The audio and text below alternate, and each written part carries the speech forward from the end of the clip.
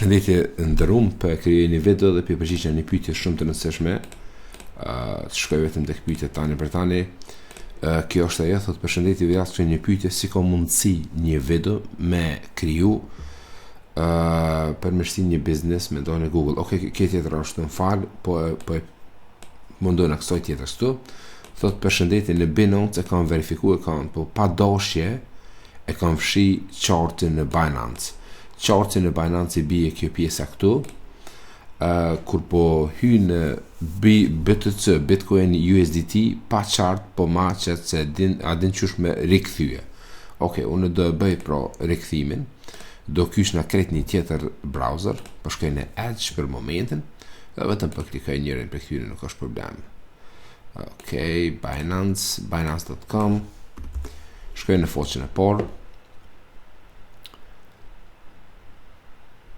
se vetëm ditë të largoj edhe këtë pjesën krejt, dhe me thonë që shkoj në foqen e por të Binance.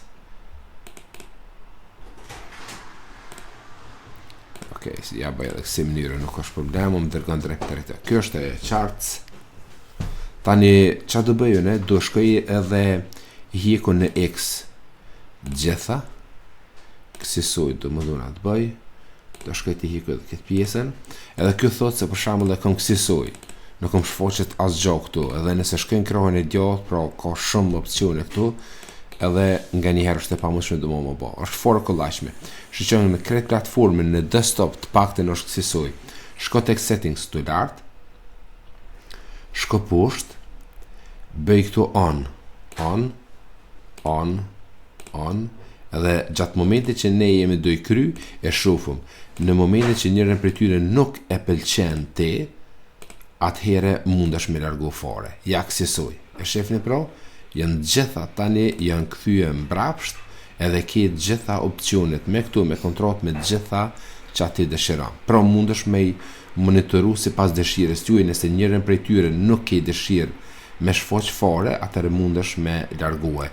E ke quick trading, favorite, market, charts, depth, bla bla, të mund gjitha. Këtu i ki. Ja, si që shë. Unë e kam shtu edhe me tepër, po nëse dëshiron mundesh të sopri ty në me largu fare. Kjo është e procesit, paktën desktop o kësisoj. Nëse përdor telefonin mobil, atëherë më trego prapë se prapë mundesh me shku në settings.